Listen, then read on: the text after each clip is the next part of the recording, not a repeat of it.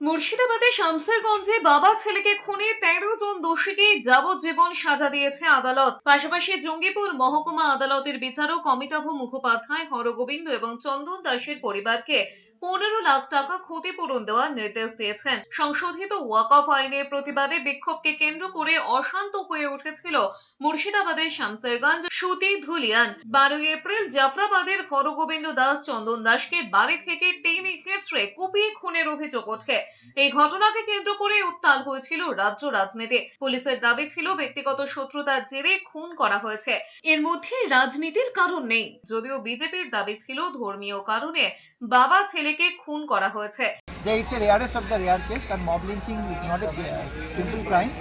তো ওনার মনে হয়েছে যে এদের বয়স বা অন্যান্য যে ফ্যাক্টরগুলো, কারণ একটা ডেথ সেন্টেন্সের ক্ষেত্রে আমাদের দুটো ফ্যাক্টর একসাথে কাজ করে, একটা মিটিগেটিং, একটা আর একটা অ্যাগ্রেভেটিং।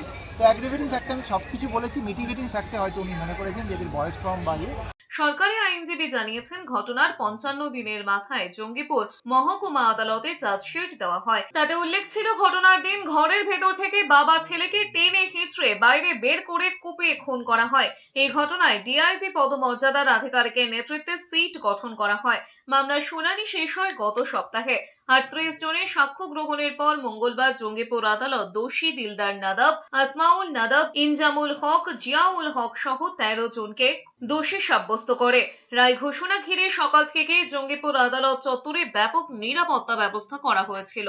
ফাঁসি চাইছি, আমার ছেলে স্বামীকে হত্যা করবে, এমন করে কেটেছে, ছেলেকে তো একবারে খাপি কাটা করে কেটেছে, আমার স্বামীকে তো একবারে বুককে চিড়ে দিলে, কি দিয়ে যে চিনলে, এই দিয়ে কুড়োল দিয়ে কাটলে কি ভোজালি দিয়ে কাটলে।